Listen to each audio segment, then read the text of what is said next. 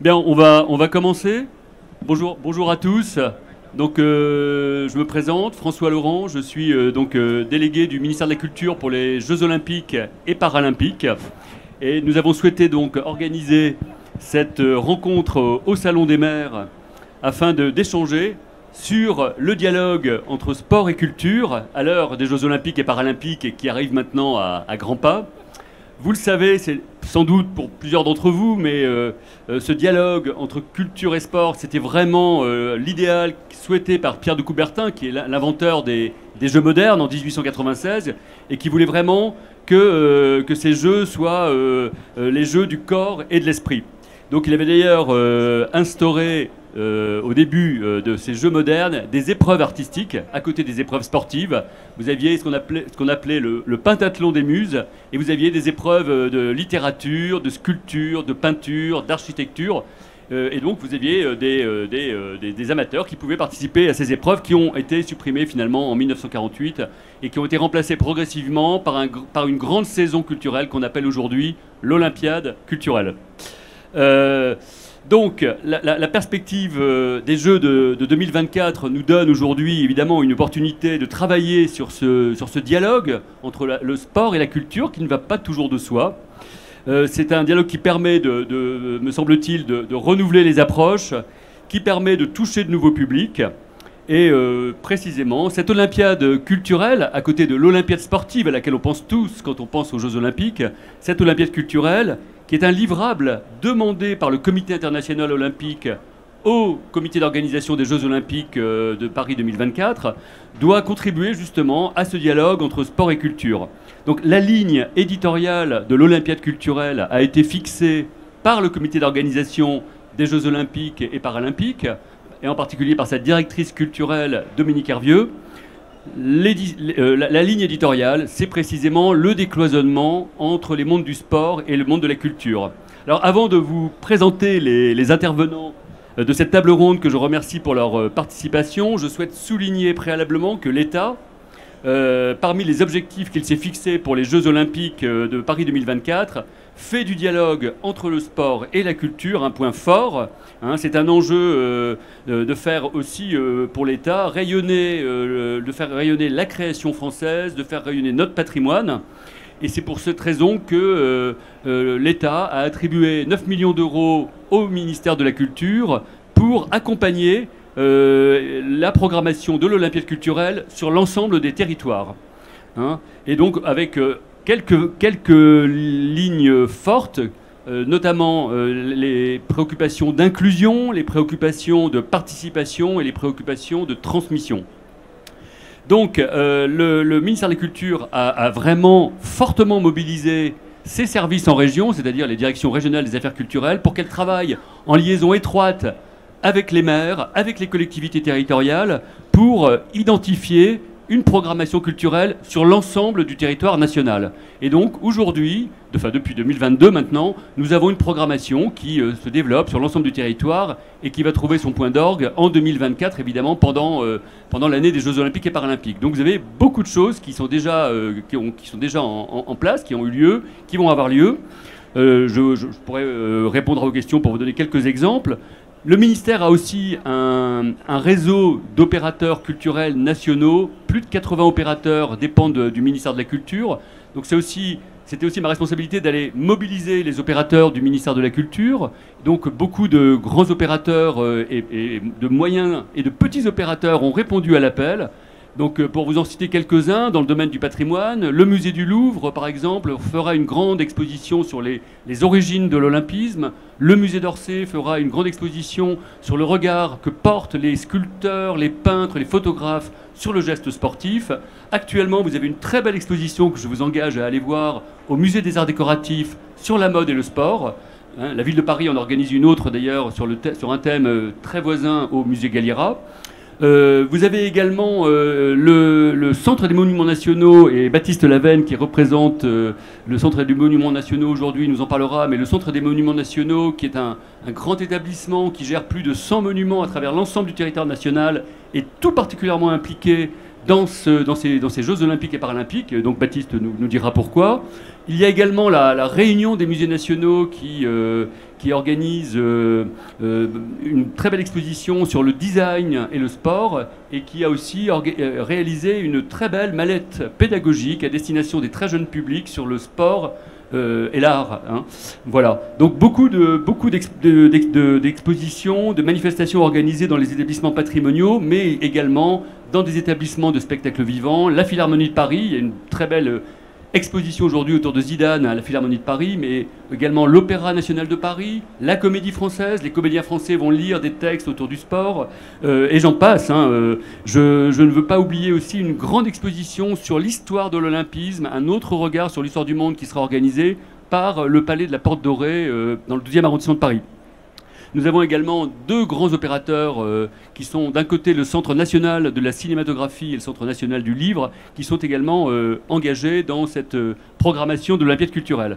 Alors le ministère a aussi voulu créer quelques grands événements nationaux. Je ne sais pas si vous l'avez vu, mais il y a eu donc des journées européennes du patrimoine les 15, 16 et 17 septembre dernier qui étaient mises aux couleurs du sport. L'objectif, c'était de montrer aux Français qu'il y a un patrimoine sportif, qu'il y a des équipements sportifs qui ont une grande qualité à la fois historique, architecturale. Et donc, nous avons demandé aux collectivités territoriales de bien vouloir nous aider pour ouvrir au public le maximum de lieux sportifs emblématiques.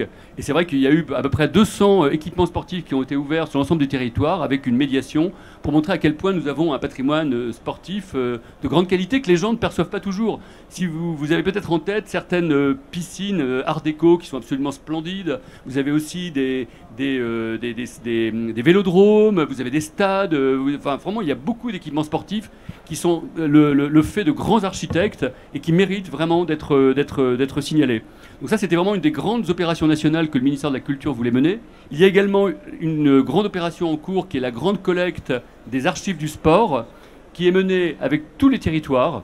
Franchement, c'est une opération vraiment très large.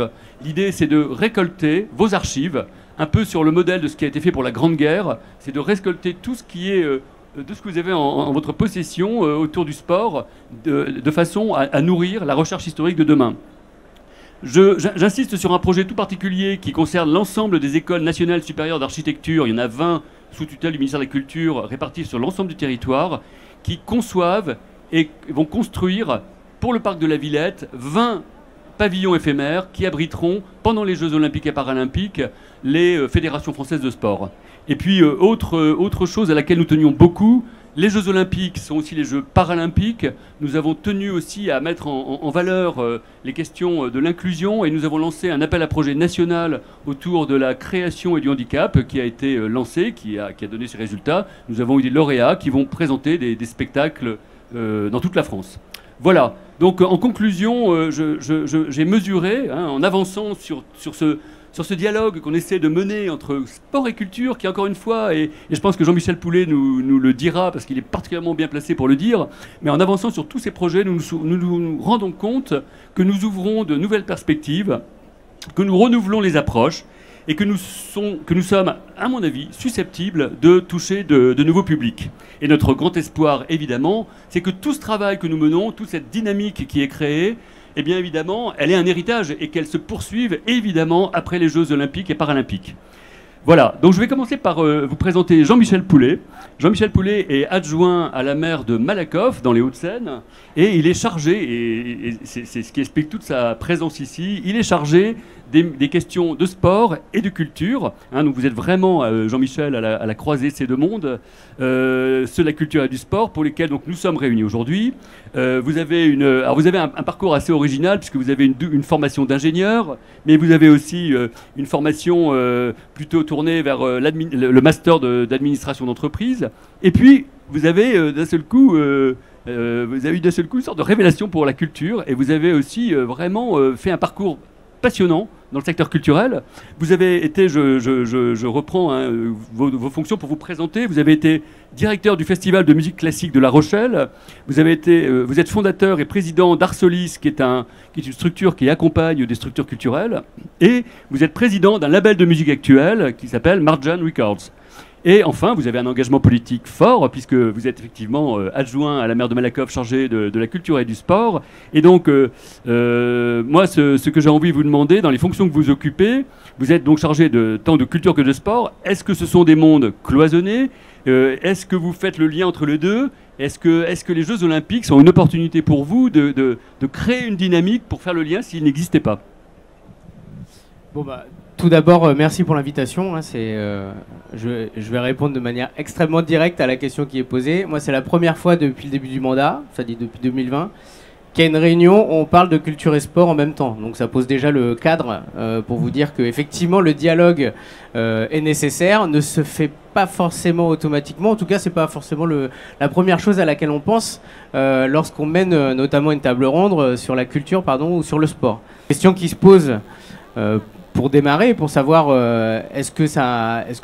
pourquoi il faudrait décloisonner, vu qu'on a un peu ce sentiment qu'il faut cloisonner. Je vous expliquais que en tant qu'élu local, il y a la partie, on va dire, un peu gestion du quotidien. Et fort heureusement, et c'est pour ça aussi qu'on est là, il y a la partie, on va dire, de la pensée politique. Et de savoir pourquoi, à un moment donné, on met les choses en place et pourquoi on se bat au quotidien, justement pour que les choses avancent. Et sur cette question de la pensée politique, la question du cloisonnement, elle me paraît, et surtout du décloisonnement, elle me paraît évidente. Pour la simple et bonne raison, c'est de savoir à un moment donné, est-ce que la question du sport et la question de la culture participent au même objectif politique et de vivre ensemble pour la population.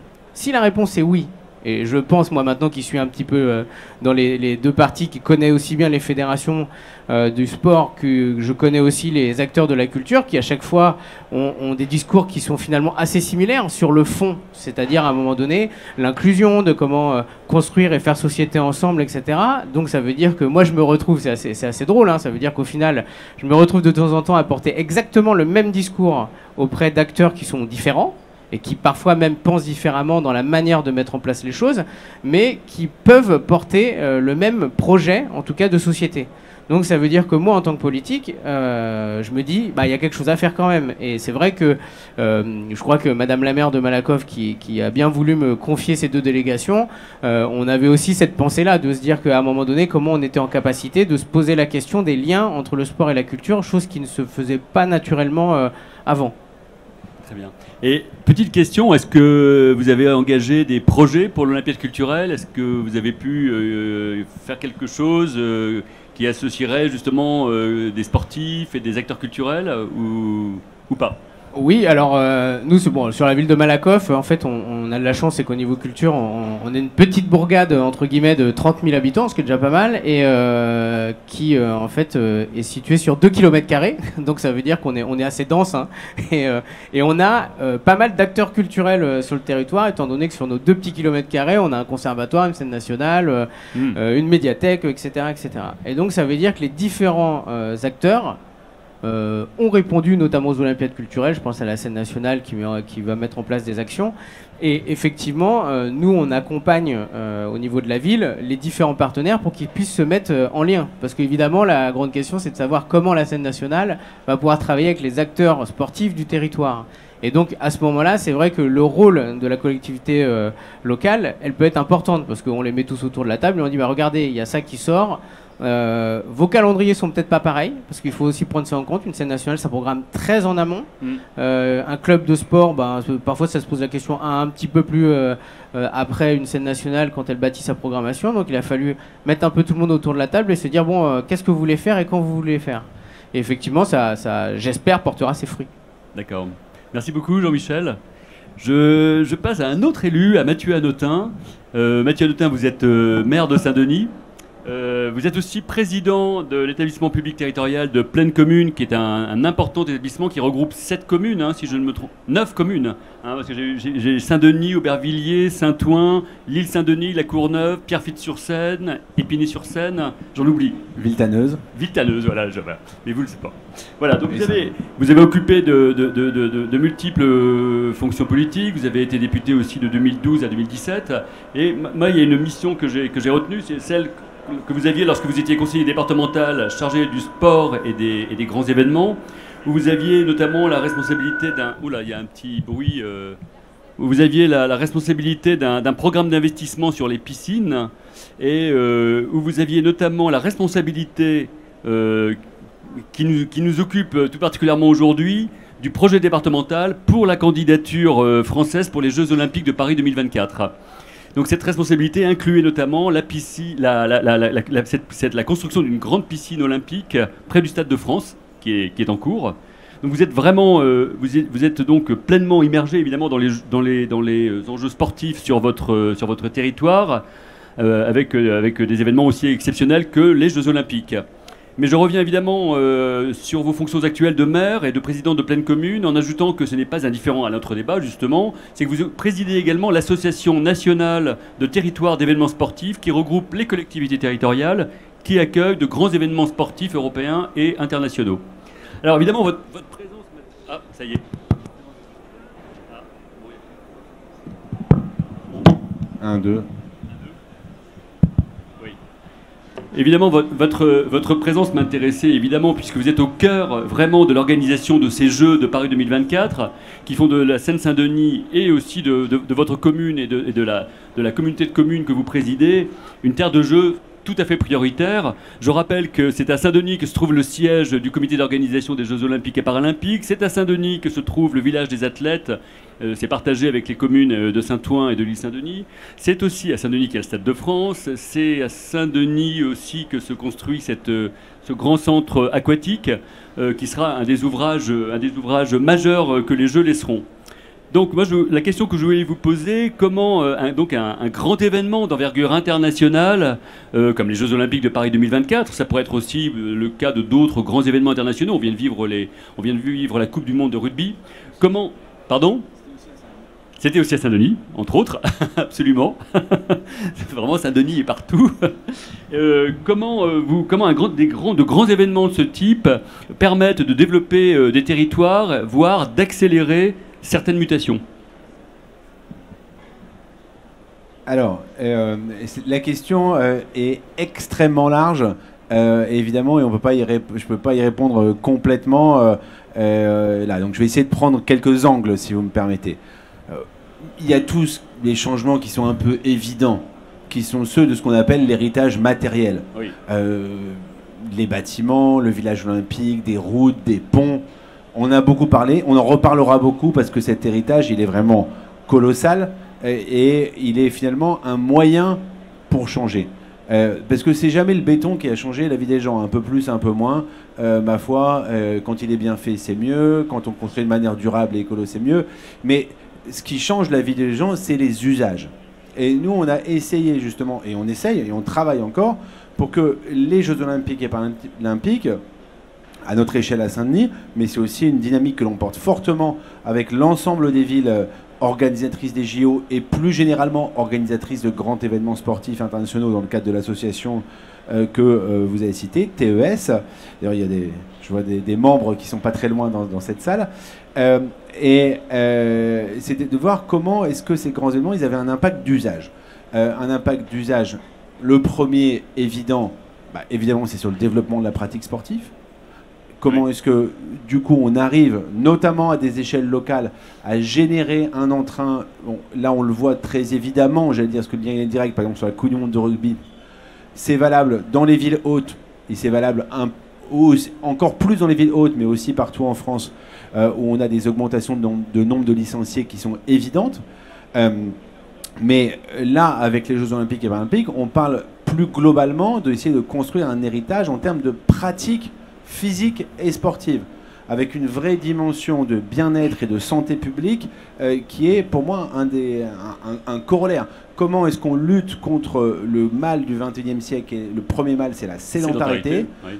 Et comment est-ce que du coup les grands événements sportifs sont un moteur, un accélérateur de cette lutte? Donc on y travaille, on met en place de nombreux dispositifs pour tous les publics. On essaye de le faire pour de vrai. On a dit on voulait faire les jeux pour tous.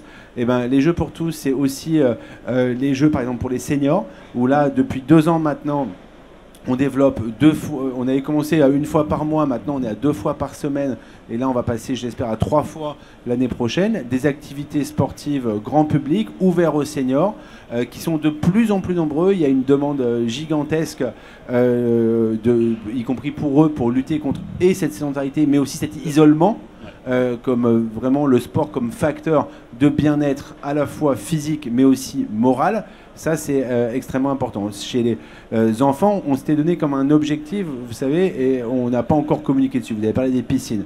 On a un problème en France, on a un problème encore plus important en Seine-Saint-Denis sur la question du savoir nager.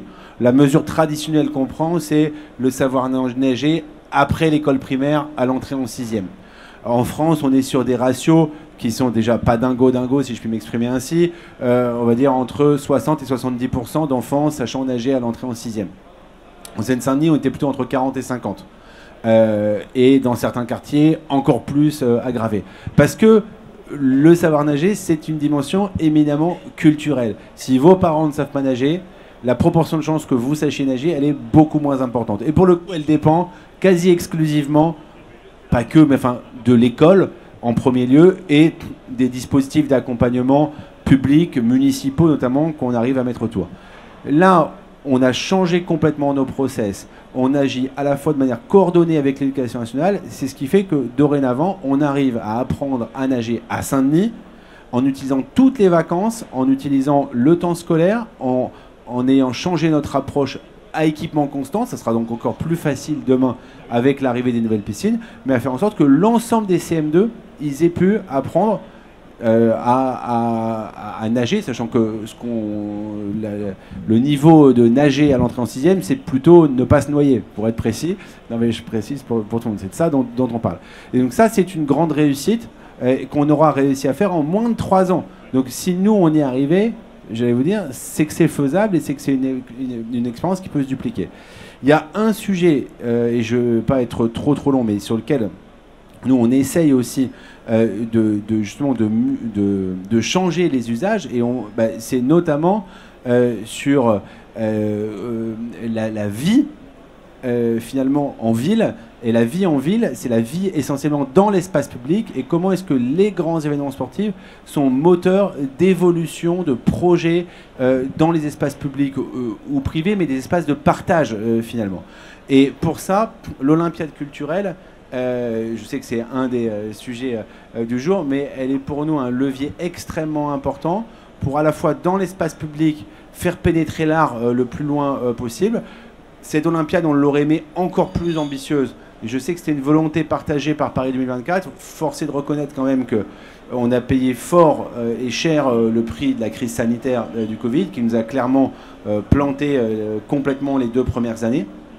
Mais c'est pas grave, dans cette dernière ligne droite, à défaut d'être un point d'arrivée, il faut qu'on arrive à construire ce point de départ où un grand événement sportif peut générer une dynamique sportive, culturelle, de partage, faire émerger des lieux dans l'espace public et faire en sorte qu'un certain nombre de lieux s'hybrident, s'ouvrent, s'amplifient, se donnent à voir à l'occasion des grands événements sportifs internationaux. 2 exemples là-dessus qui pour nous sont vraiment fondamentaux, dont un en particulier, on discute régulièrement avec le CMN. Je salue Marie Lavandier d'ailleurs. Saint-Denis, vous le savez, c'est une grande part de l'histoire de France sportive, bien sûr, mais aussi dans l'histoire de France avec un grand H, avec la présence de la basilique de Saint-Denis, dans laquelle sont enterrés tous les rois de France, dans lesquels a été inventé l'art gothique. Le premier manifeste de l'art gothique, il est à Saint-Denis, qui a après hybridé l'ensemble des grandes capitales, cathédrales, européennes. Nous avons un projet qui date depuis très très longtemps, mais que là, depuis 3 ans, on a réussi à financer et à démarrer, et qui sera démarré à l'occasion des Jeux Olympiques et Paralympiques, celui du remontage de la 2e flèche de la basilique. Le président de la République devrait poser la première vraie pierre au mois de mai ou au mois de juin prochain. Et effectivement, avec un projet qui a une telle résonance internationale, l'histoire de l'art gothique, avec les Jeux Olympiques, on pense que c'est aussi un vecteur de partage de culture, d'hybridation absolument incroyable, et on en a besoin pour faire société, pour faire communauté, à l'échelle locale, nationale et internationale, on en a plus que jamais besoin de ce type de projet. Dernier exemple, des lieux, là on vient d'attribuer un appel à projet pour renouveler un lieu de théâtre à Saint-Denis, le théâtre de la Belle Étoile. C'est une nouvelle équipe qui va arriver. Et ben, sa première proposition, c'est d'arriver et finalement d'accompagner, de construire un festival dedans-dehors à l'occasion des Jeux Olympiques et Paralympiques. On aura la même démarche au TGP, dans tous nos outils, pour montrer que justement il faut savoir voilà, faire sens et travailler ensemble à des objectifs communs.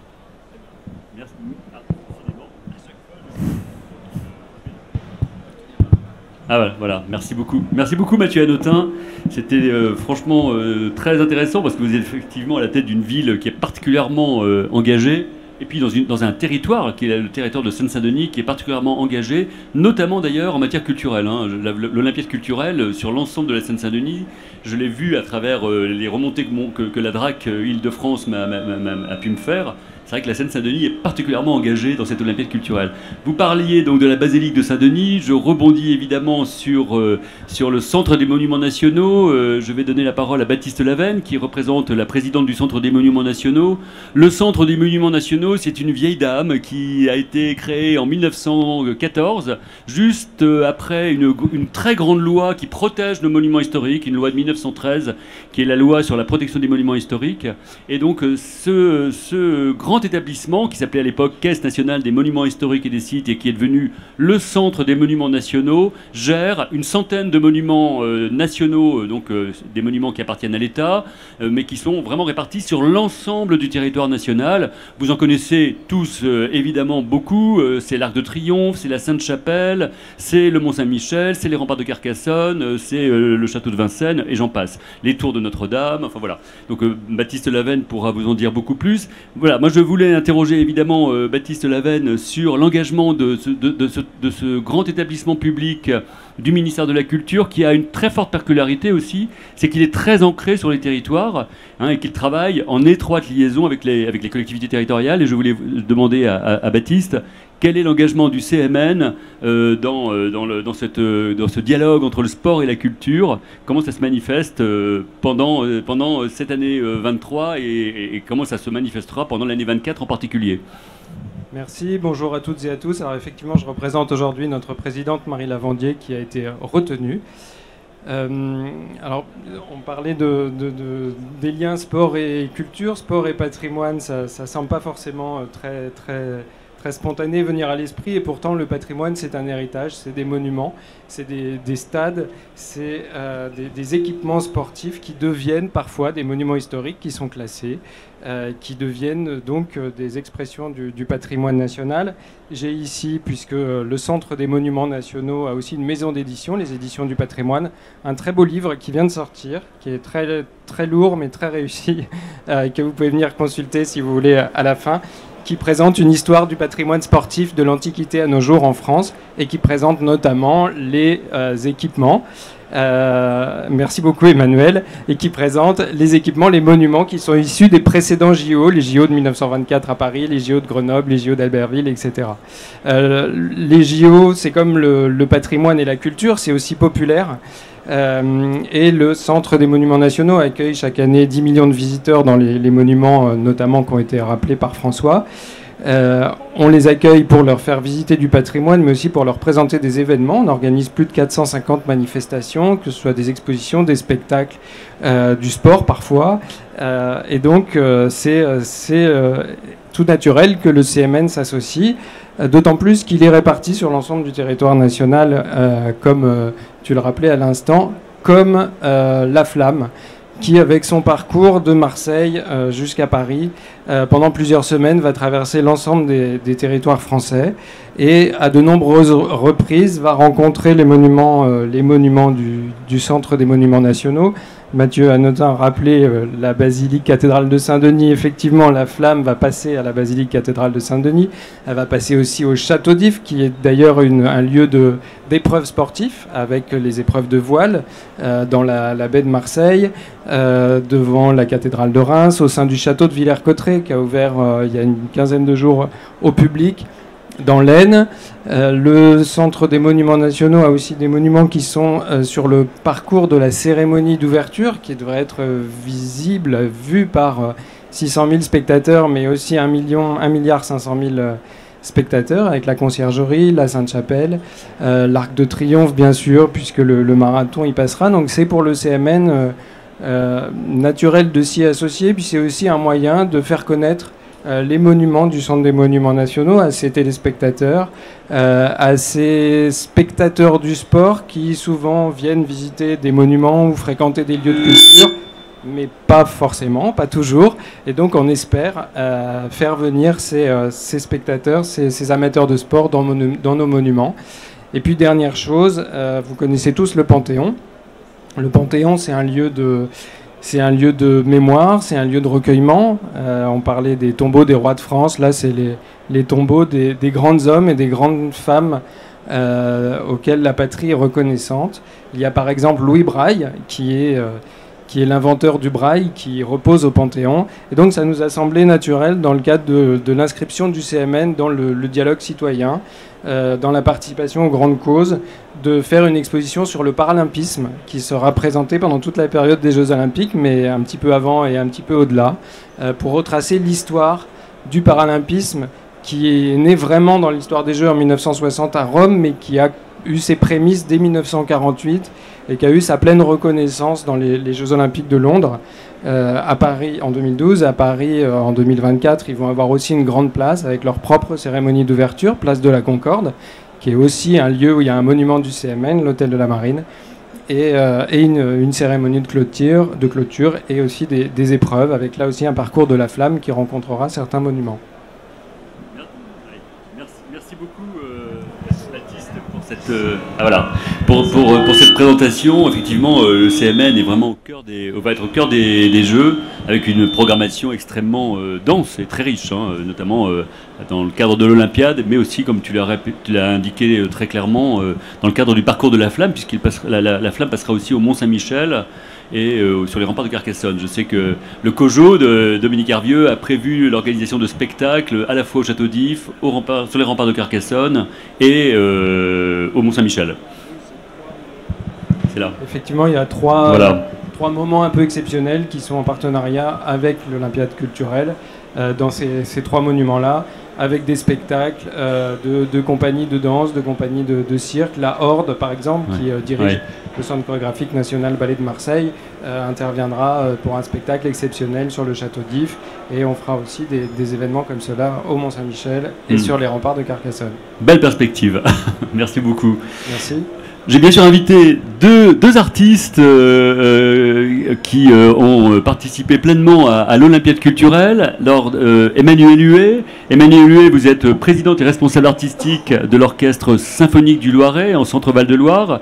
Mais vous êtes d'abord musicienne. Vous êtes une violoniste. Vous avez été formée donc au conservatoire, au violon. Et donc vous avez une double carrière, à la fois d'interprète. Vous avez joué dans de très nombreux orchestres, et vous avez aussi une carrière d'enseignante. Vous avez enseigné dans de nombreux conservatoires.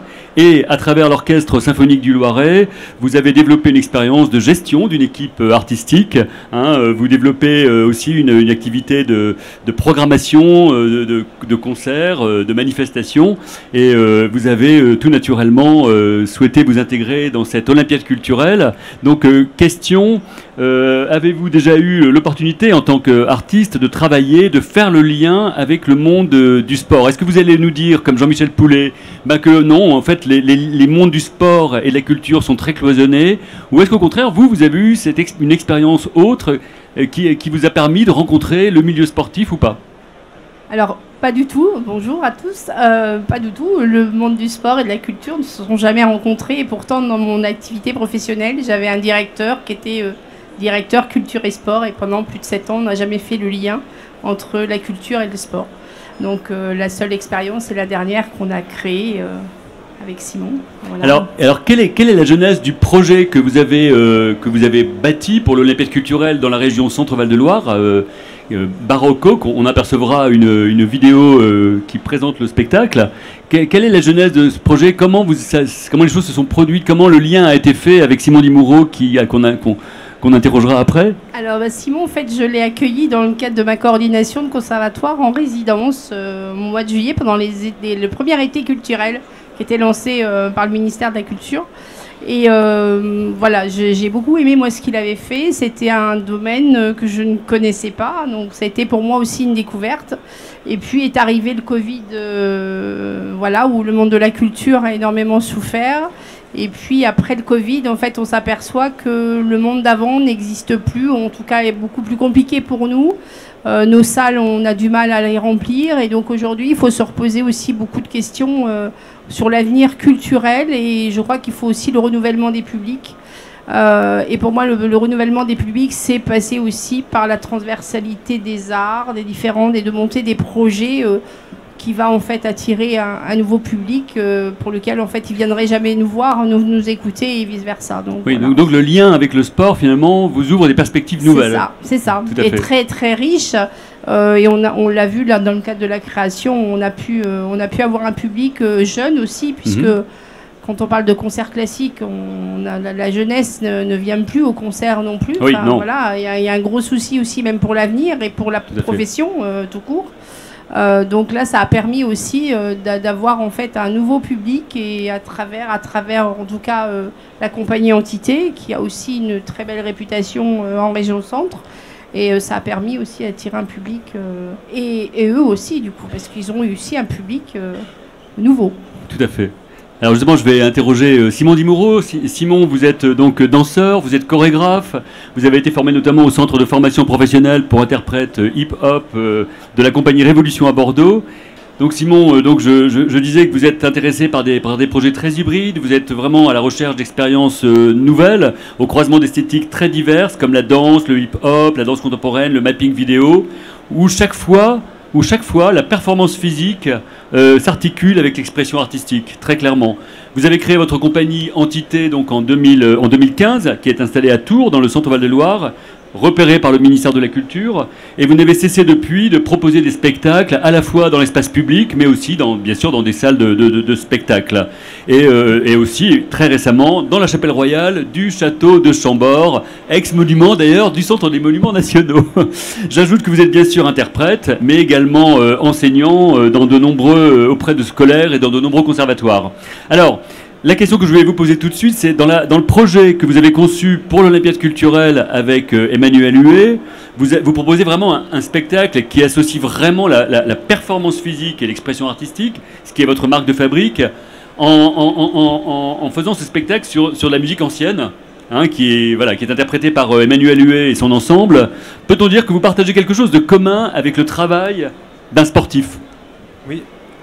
Oui, donc bonjour à tous.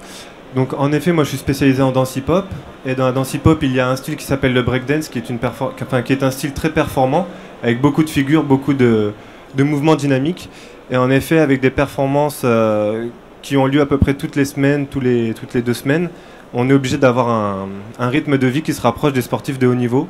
Donc on fait attention à ce qu'on mange, on fait beaucoup de renforcement, on court énormément, et voilà. La différence avec le sport, c'est que nous on n'a pas de staff pour justement avoir toute une équipe qui nous suive, avec un kiné, avec un physiothérapeute, etc. Donc on n'a pas tout ce qui accompagne les sportifs de haut niveau d'habitude. Voilà. Et comment c'est fait pour vous ce travail en commun avec Emmanuel Huet sur de la musique justement baroque en fait ? Alors moi déjà j'aime beaucoup la musique baroque de base, donc j'aime beaucoup la puissance qui s'en dégage. Et j'ai voulu associer la puissance de la danse hip-hop avec la puissance de la musique baroque. Et du coup, on a commencé à travailler des mouvements sur des morceaux bien précis. Et à la fin, on a tout mis en place pour faire un beau spectacle. Et est-ce que vous avez le sentiment que ça peut changer la physionomie des publics ? De présenter à la fois un projet qui renvoie à la musique, j'allais dire, entre guillemets, savante, ancienne. Des récentes enquêtes montrent que le public des concerts classiques, c'est autour de 62 ans. C'est quand même assez effrayant quand on pense à tous ces jeunes qui sont dans les conservatoires et qui se destinent à une carrière musicale, de savoir que quand ils vont rentrer dans la vie professionnelle, ils vont aller jouer dans des salles où la moyenne d'âge est de 62 ans. Alors je sais que Laurent Bell à la Philharmonie de Paris a fait un gros effort pour essayer de renouveler le public et de favoriser davantage les publics jeunes, mais c'est vrai qu'il y a beaucoup de travail à faire. Est-ce que vous pensez qu'avec des initiatives comme les vôtres, il y a peut-être moyen d'accrocher par la danse hip-hop que vous dansez avec de la musique justement classique? Est-ce que vous pensez que vous avez un moyen là de toucher de nouveaux publics et de les emmener vers des formes moins habituelles pour eux? Ah oui, bien sûr. Pratiquement à chaque représentation, le public vient nous voir, donc ça peut aller justement des plus jeunes aux plus âgés. Et à chaque fois, ils nous font des retours comme quoi ils venaient plus ou moins pour la musique à la base et qu'ils ont découvert justement l'univers de la danse hip-hop et qu'ils ont adoré. Et parfois aussi inversement, ils venaient pour la danse. Et ils étaient éblouis par ce qu'ils entendaient avec la musique de l'orchestre. Est-ce que vous nous proposez peut-être une présentation où on illustre peut-être le propos avec une courte vidéo de projet? Bien sûr. On peut y aller?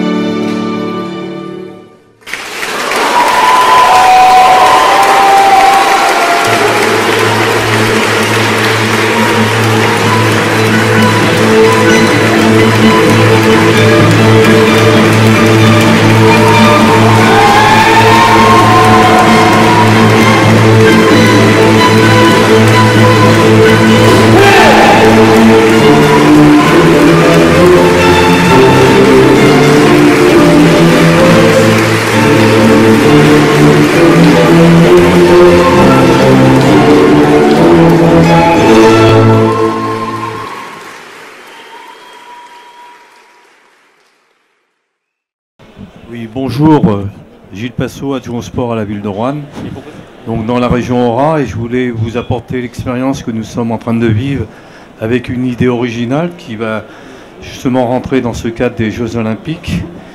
Nous avons créé un concept original qui s'appelle Money Time et qui va créer des souvenirs individuels et collectifs pour toute la population. Donc une façon originale de vivre les Jeux Olympiques 2024 à Roanne. Donc, dans la région Aura, une production qui va être labellisée par les Olympiades culturelles, coproduite par le Théâtre de Roanne et l'Opéra de Vichy, Vichy Culture, en accord avec les services des sports des deux villes et les agglomérations et les principaux clubs de basket.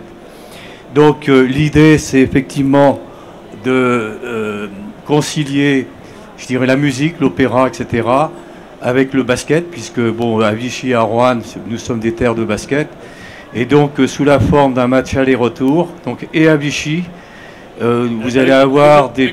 Avec l'Opéra de Vichy, hein. Comment? Avec l'Opéra de Vichy. Tout à fait. Oui, Oui, voilà un projet qui m'a été présenté par la DRAC, par la direction régionale de Lyon, pour la région Auvergne-Rhône-Alpes. Je suis assez fier d'en parler parce qu'on oublie un petit peu ce qui se passe sur les territoires. Non. Et c'est d'autant plus judicieux que deux régions différentes, hein, puisque c'est l'Allier et la Loire, travaillent ensemble pour le basket et la musique. Tout à fait. Donc c'était un petit clin d'œil et ça s'adresse à des gens, à des bénévoles, hein.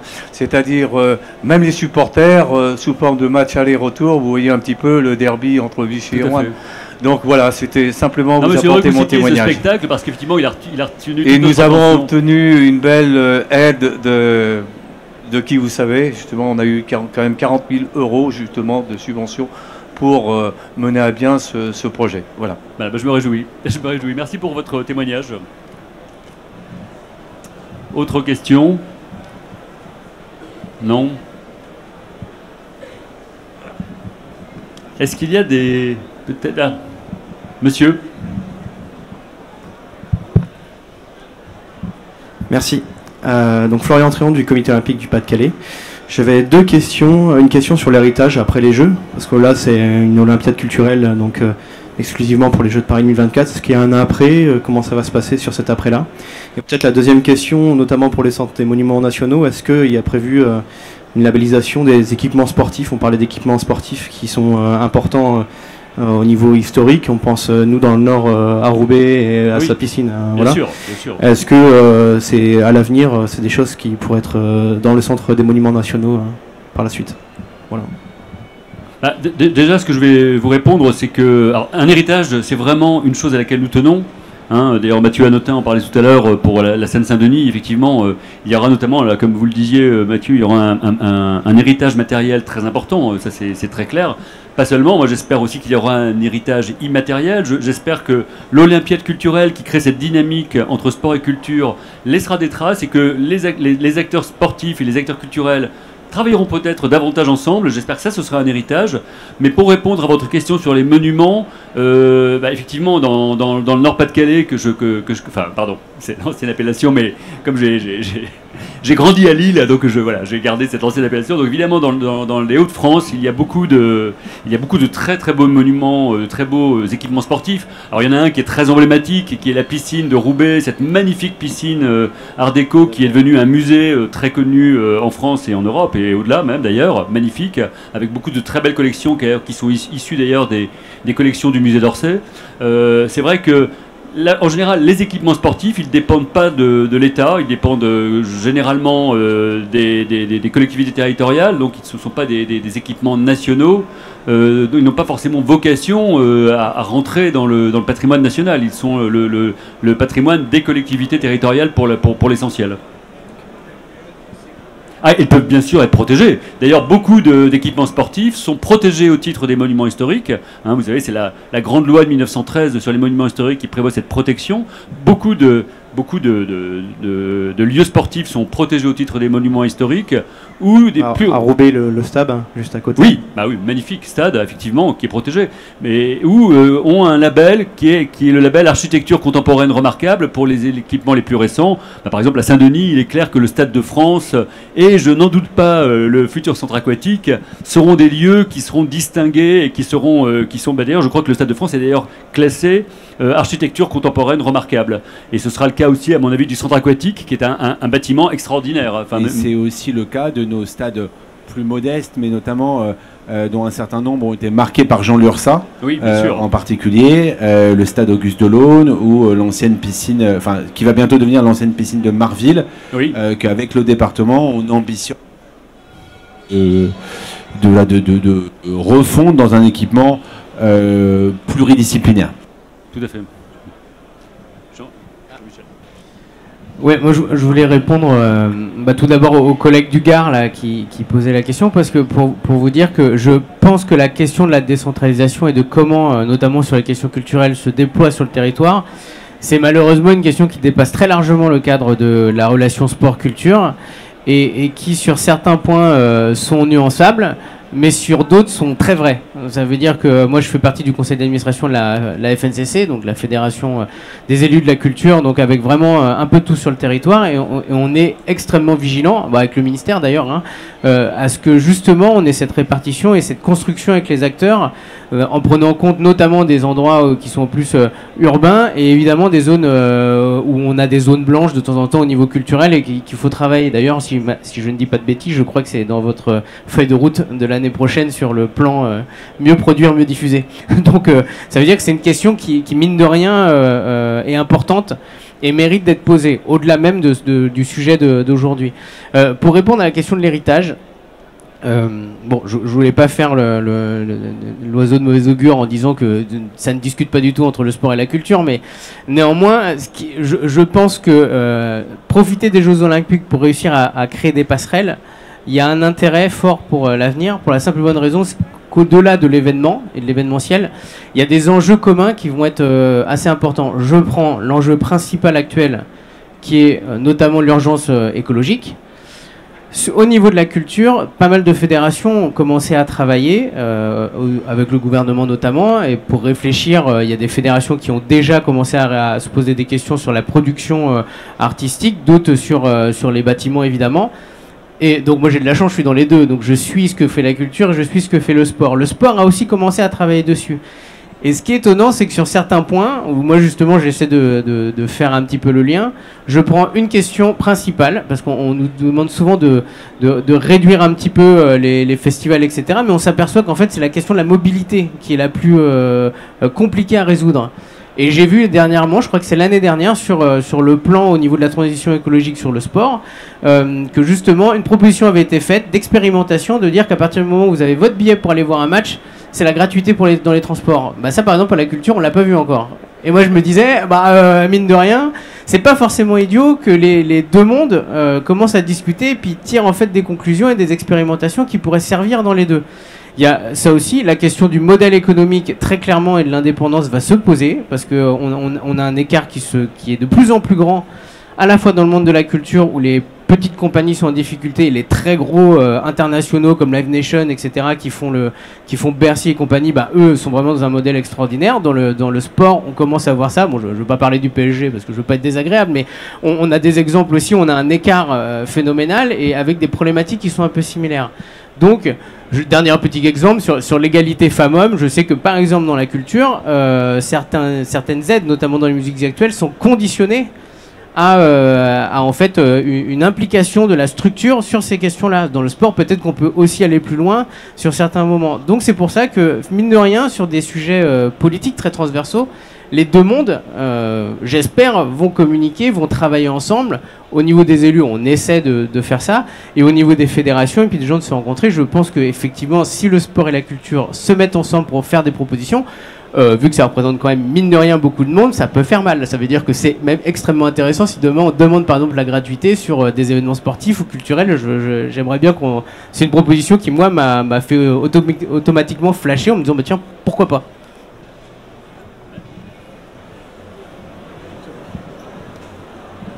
Mathieu Hanotin, peut-être un petit complément sur l'héritage que vous voyez, vous, de ces Jeux Olympiques. Vous en avez déjà parlé, mais peut-être pour compléter ce que je disais à notre interlocuteur des Hauts-de-France. Ah.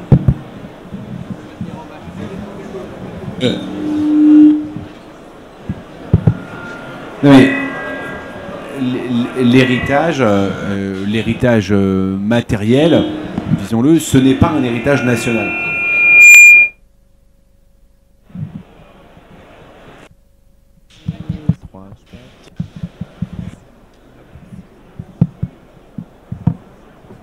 C'est un... Voilà. Après, l'héritage matériel, je disais, par définition, il ne peut pas avoir vocation nationale, puisque les sites d'organisation des compétitions, ils sont extrêmement concentrés. Néanmoins, là où l'héritage est utile, c'est qu'il permet de faire une démonstration qui, elle, doit avoir une portée nationale et même, disons-le, internationale. Quelle est cette notion ? Moi, je vous le dis et je l'assume, et c'est mon combat prioritaire, celui que je mène tous les jours comme maire de Saint-Denis, c'est de montrer finalement qu'il y a une place, et une place positive, au sein de la République pour ce qu'on appelle prosaïquement les banlieues. Et les Jeux Olympiques et Paralympiques doivent permettre de nous aider à faire cette démonstration-là. Parce que derrière cette démonstration-là, c'est aussi une démonstration de modèle républicain, de capacité des uns et des autres à vivre ensemble de manière multiculturelle et pas finalement à ne penser que la solution ne viendrait que dans une forme de séparatisme social et culturel avec des murs qui marqueraient bien les limites entre tout le monde. Ça peut être un héritage. c'est quand je prends l'antenne que ça le capte. Ah, bien joué. Ça peut être un héritage incroyable des Jeux Olympiques et Paralympiques. C'est pas les JOP qui vont faire tout ça. Vous savez, moi je pense qu'il faut pas s'attendre à ce que les JOP soient une sorte de Deus ex machina qui viendrait régler tous les problèmes de notre pays. C'est pas du tout, enfin, mais ni à l'échelle locale, ni à l'échelle nationale. Par contre, que ça soit l'occasion de faire des preuves, de faire des démonstrations, d'éprouver des concepts, comme on le fait par exemple dans le village olympique et paralympique, sur la construction, où il y a une quinzaine d'autorisations de travaux expérimentales qui ont été attribuées avec des nouveaux processus qui vont derrière pouvoir se développer partout, mais qui auront été expérimentés sur les JO. Et ça, sur des domaines d'usage comme sur du dur. Là, on a vraiment fait un pas en avant, par exemple, extrêmement important sur la création, enfin sur le développement, parce que pas la création, mais des réseaux de froid avec de la géothermie à cet endroit. Et c'est aussi l'impact olympique qui nous a permis d'aller plus loin sur ces besoins à la fois de production d'énergie pour le chaud comme pour le froid. Donc moi je crois beaucoup à cette vertu-là, et que ça, pour le coup, ça laisse un héritage à tout le pays. Soit en créant un espoir, parce qu'on aura fait réussir un endroit et donc on montre qu'à certaines conditions c'est possible, soit en ayant créé des dynamiques dans le domaine de la construction, dans le domaine de l'usage sportif, comme je l'évoquais tout à l'heure, qui, elles, vont derrière créer cette dynamique qui nous échappera. En tout cas, c'est ce qu'il faut souhaiter et espérer dans les années à venir.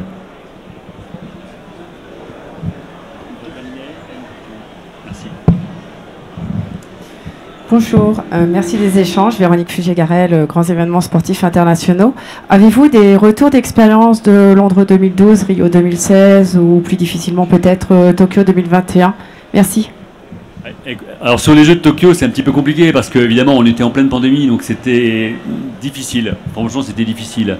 Alors c'est vrai que la grande référence, ce sont pour l'Olympiade culturelle, en tous les cas, ce sont les Jeux de Londres, mais c'était complètement différent. En fait, l'esprit était complètement différent. L'idée, c'était d'avoir le maximum de grandes manifestations culturelles, mais il n'y avait pas d'éditorialisation comme on l'a voulu et comme on le souhaite encore pour l'Olympiade culturelle de Paris 2024, où on a vraiment voulu se saisir des Jeux Olympiques et Paralympiques pour décloisonner les milieux du sport et de la culture, pour essayer de les rapprocher. Ils ont beaucoup de valeurs en fait communes. Et c'est vrai que c'était vraiment cette tentation. Donc c'est quelque chose de très nouveau. D'ailleurs, le Comité international olympique l'a noté.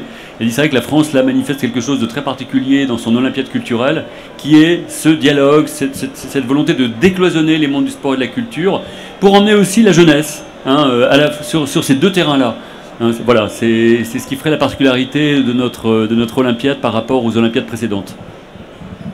Moi j'approuve complètement, mais encore une fois, il ne faut pas oublier qu'une Olympiade culturelle est censée durer 4 ans, oui. Et on a eu 2 ans qui ont été complètement gommés oui.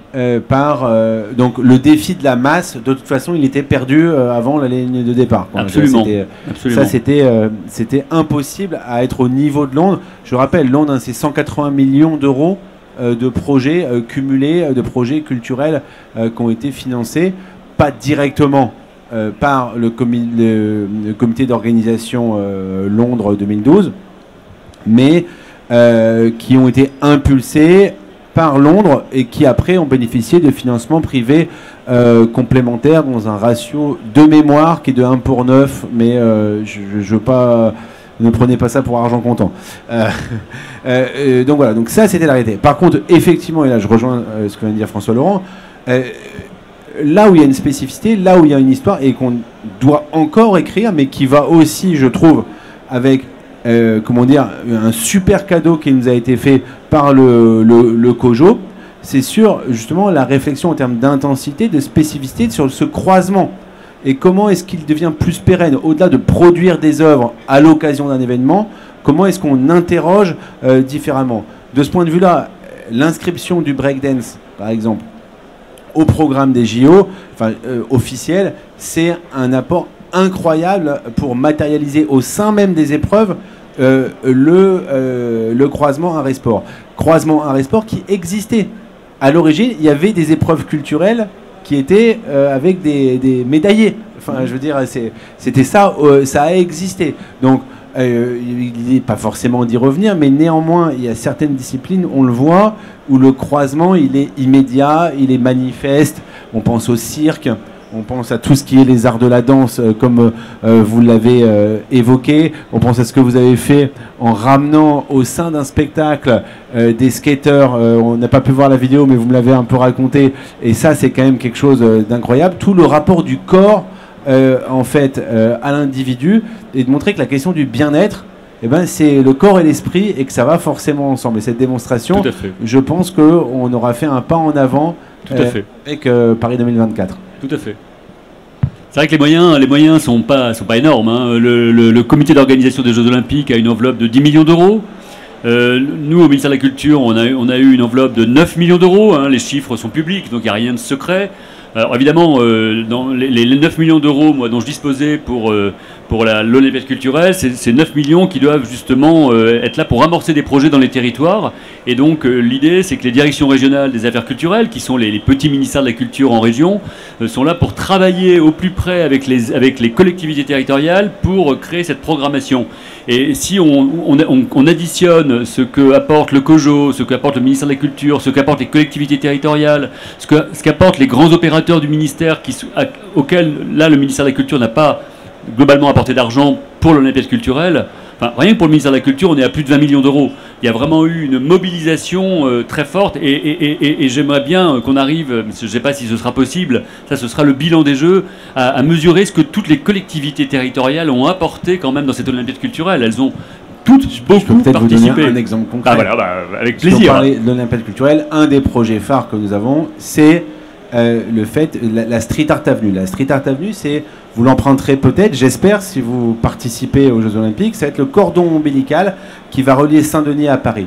C'est le canal Saint-Denis, qui va, donc du coup, l'idée c'était de créer un cheminement piéton, vélo, qui existait déjà, mais de l'animer et de l'animer culturellement, en partant du bassin de la Villette, qui sera le lieu, la fan zone, le live site officiel du CNOSF, pour aller jusque au Stade de France et au bassin de la Maltournée, où nous organiserons aussi une autre zone de célébration.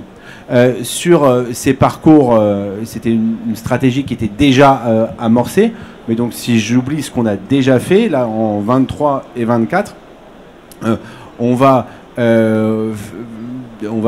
amorcer des projets culturels, des parcours artistiques d'espace public pour plusieurs centaines de milliers d'euros, avec qui seront financés par la collectivité, avec une impulsion Paris 2024 à hauteur de 20 000 euros. Donc je dis ça pour rassurer les collègues de la province. Vous voyez, on ne prend pas tout l'argent. Voilà, avec un gros financement aussi, un investissement en propre de la collectivité, mais aussi, et c'est le travail qu'on est encore en train de mener pour faire prendre une ampleur encore plus importante, en essayant d'aller chercher de l'argent du mécénat et de fonds privés sur des objets qui sont finalement assez identifiables et donc qui se prêtent assez bien à cette logique du mécénat, pour que ça soit le plus riche, le plus dense possible, et que ça devienne de fait un parcours un peu à emprunter en tant que tel, même si à l'origine il ne faisait que relier deux endroits.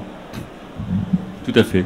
Je crois que nous allons devoir nous arrêter. Je tiens vraiment à remercier profondément les participants de cette table ronde. Je suis désolé pour la technique et je suis désolé qu'on n'ait pas pu programmer cette vidéo qui vous aura donné à voir un exemple de projet de l'Olympiade, mais elle sera disponible sur le site du ministère de la Culture. Vous pourrez tout à fait... sur la page du Salon des Maires, donc au sein du site du ministère de la Culture. Donc je vous encourage à aller jeter un coup d'œil. Le spectacle s'appelle Barocco, je vous engage à aller sur le site du ministère de la Culture et sur la page du Salon des Maires. Voilà, merci à tous pour votre présence.